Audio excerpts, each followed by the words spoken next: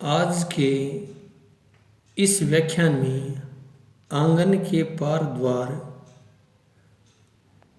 के अंतर्गत असाध्य वीणा के भाव पक्ष और कला पक्ष के बारे में आपको जानकारी प्रदान करना चाहूँगा। हिंदी साहित्य के इतिहास में आधुनिक काल का बड़ा ही महत्वपूर्ण स्थान माना जाता है और इस आधुनिक काल के भागों में प्रयोगवाद को प्रगतिवाद के बाद में साहित्य के इतिहास में महत्वपूर्ण स्थान मिला है। इस प्रयोगवाद के जनक के रूप में अगर कोई व्यक्ति जाने जाते हैं तो वो सच्चिदानंद हीरानंद वात्स्ययन अज्ञेय हैं।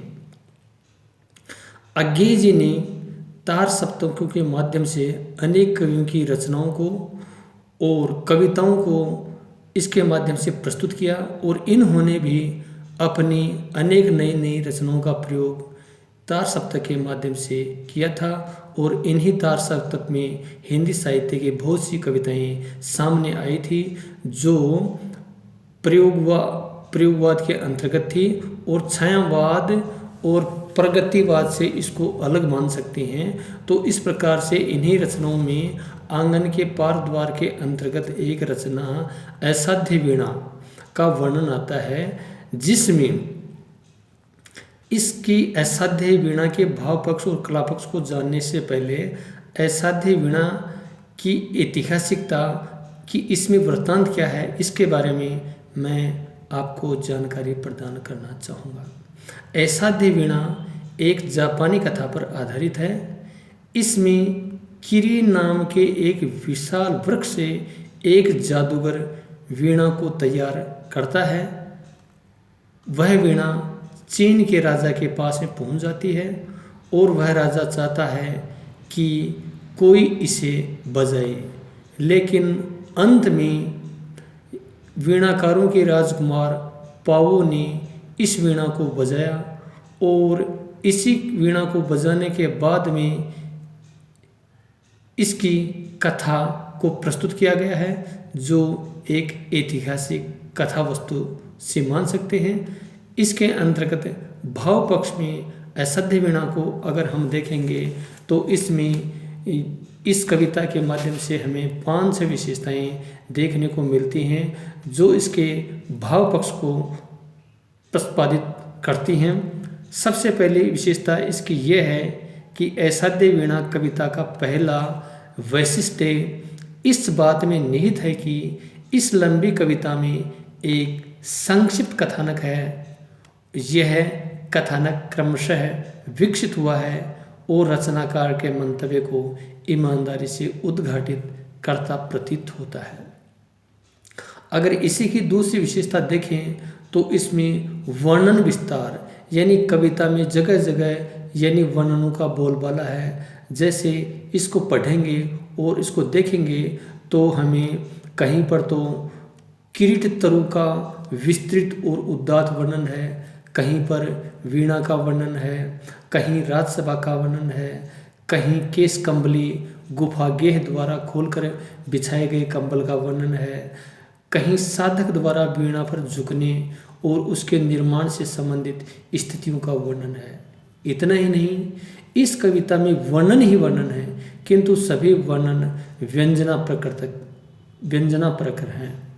यानी इससे स्पष्ट होता है कि समुची कविता में वर्णनों का अतिरिक्त है। ये उदाहरण इस प्रकार से है।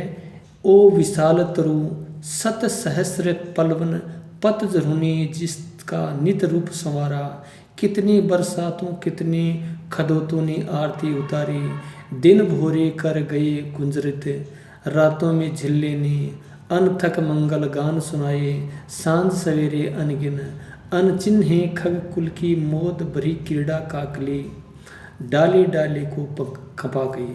तो इस प्रकार से इसमें यानी वर्णनों की अधिकता है, वर्णन है। कहीं पर तो केश कमली गुफागे है और कहीं पर यानी वीणा का वर्णन है, कहीं पर राजसभा का वर्णन है। तो इस प्रकार से इस कविता को पढ़ने के बाद में हमें ये पता चलता है कि इसमें वर्णनों की अधिकता है और इसके बाद में अगर हम इसकी तीसरी विशेषता को देखें तो इसमें प्रकृति सौंदर्य का बड़ा ही सुंदर वर्णन हुआ है। तो प्रकृति सौंदर्य के अंतर्गत प्रकृति का चित्रात्मक स्वरूप इतना सूक्ष्म हो गया है कि प्रकृति के अनेक बिंब प्रस्तुत इस रचना में, इस कविता में हुए हैं। विराट विशाल कृतित्व का निरूपण करते समय कवि ने नित्य नवीन कल्पनाएं करते हुए प्राकृतिक सौंदर्य को मूर्तित किया है। बरसातें, पत्तों का अकलुष सौंदर्य, खदूतों द्वारा उतारी गई आरती, भोरों का गुंजान, झिल्ली द्वारा गाए गए मंगल गान, प्रातःकाल और सायंकाल, पक्षियों का कलरव, काकली की ध्वनि, पक्षियों के बैठने और उड़ने से उत्पन्न लताओं का कंपन, वर्षा ऋतु में बूंदों का वृक्षों के पत्तों पर पट पट गिरना, घनी रात में मोहिए का चुपचाप टपकना, खग शावक की चिहुक, शिलाओं के दुलारते हुए झरने, जल का कल निनाद और ओस बूंद की डरगन आदि कितने ही प्रकृति सौंदर्य के इतने सुंदर वर्णन इसमें आए हैं कि शायद बहुत ही प्रकृति चित्रण की दृष्टि से ये कविता बहुत ही अच्छी जान पड़ती है। एक उदाहरण है जिसमें पहाड़ों से काले मेघों की बाढ़ कवि की कल्पना चेतना को किस प्रकार प्रस्तुत करती है, उसका एक उदाहरण इसमें है।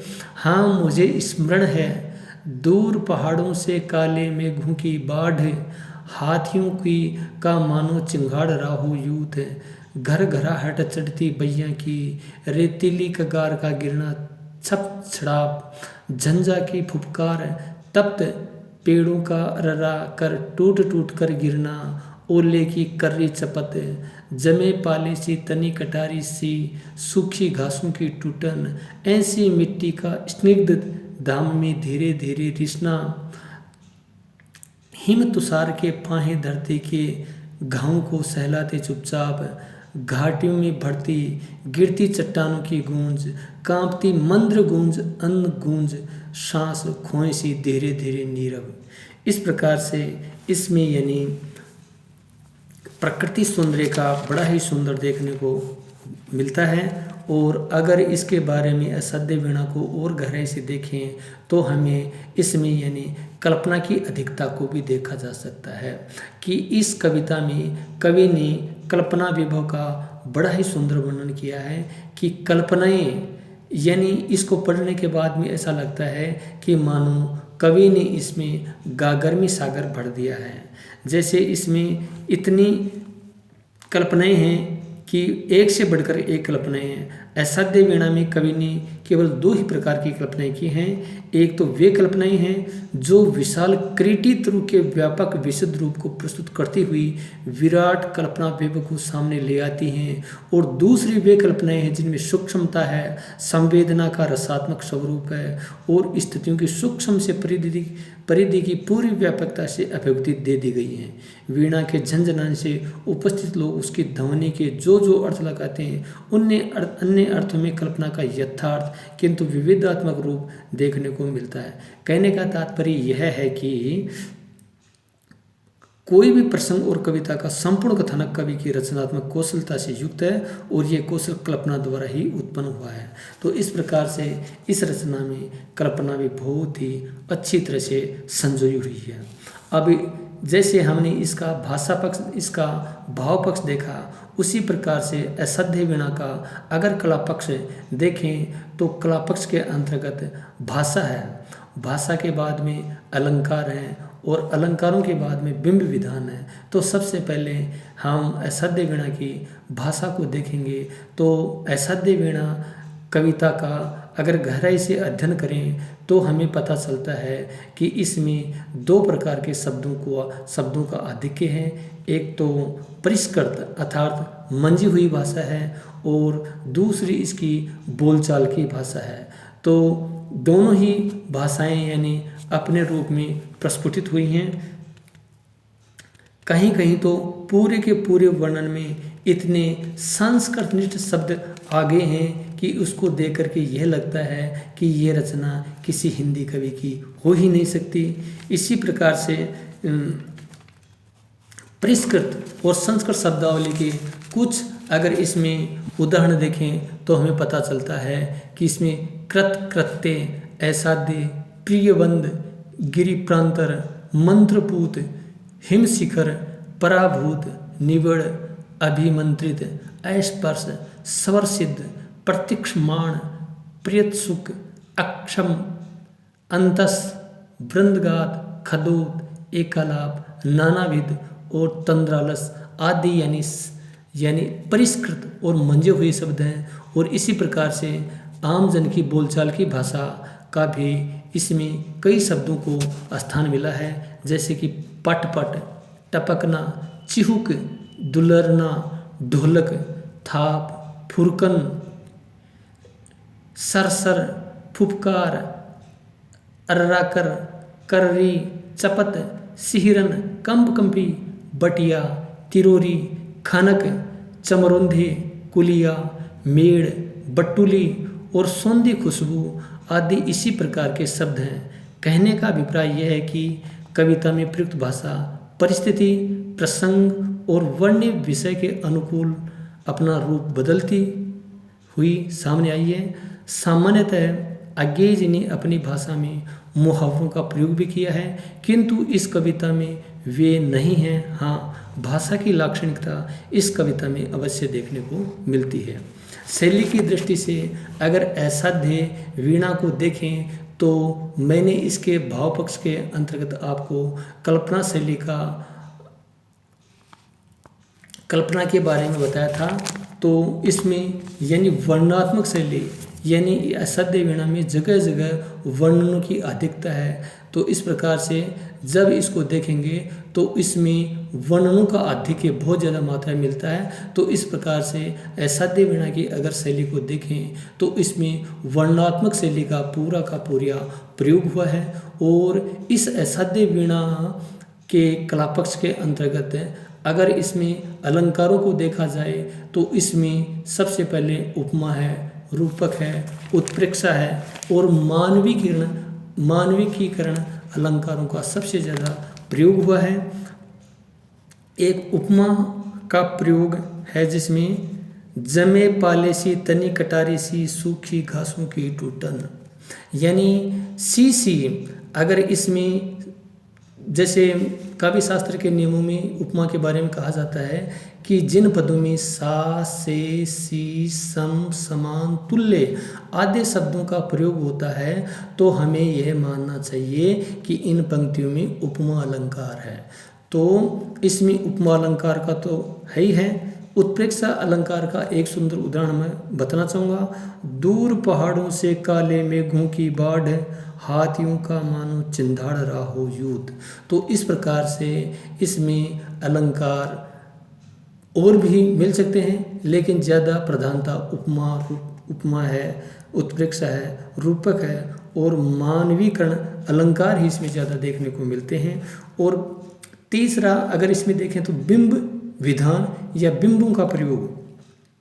बिंब कई प्रकार के होते हैं, किंतु इस कविता में अज्ञेय जी ने चाक्षुक और संवेदना प्रधान बिंबों का सर्वाधिक प्रयोग किया है। जितने भी चाक्षुक बिंब हैं वे अधिकांशतः कवि की विराट कल्पनाओं से सज्जित हैं। इनकी विराटता कोरी विराटता नहीं है, अपितु उनमें उदात्तता भी देखने को मिलती है। उदाहरण के लिए विशाल तरु की स्थिति को चित्रित करते समय कवि ने ऐसे बिंब का प्रयोग किया है। एक चाक्षुक बिंब देखिए जिनमें न तो अलंकृति है न भाषा का संस्कृतमय रूप है, फिर भी केश कंबली द्वारा अपना कंबल खोलकर धरती पर उसे बिछाने की प्रक्रिया का वर्णन बिंबधर्मी शैली में किया गया है। तो इस प्रकार से असाध्य वीणा के अंतर्गत भाव पक्ष और कला पक्ष का इसमें बहुत ही अच्छा सुंदर वर्णन देखने को मिलता है। और कुछ इसके आलोचकों ने तो यहाँ तक कह दिया है कि यह रचना भी गागर में सागर भरने वाली है, अर्थात थोड़े से शब्दों में बहुत कुछ प्रस्तुत करने वाली यह रचना है। तो प्रिय छात्रों, आज असाध्य वीणा के अंतर्गत हमने इसका भाव पक्ष और कला पक्ष देखा, जो साहित्य की दृष्टि से बड़ा ही बेजोड़ है। तो मैं आपको इसके संबंध में एक बार पहले भी जानकारी दी थी और आज मैंने इसके भाव पक्ष और कला पक्ष को जानकारी दी, जो छात्रों के लिए बड़े ही उपयोगी और सार्थक सिद्ध होगी। बस आज के इस व्याख्यान में इतना ही। धन्यवाद।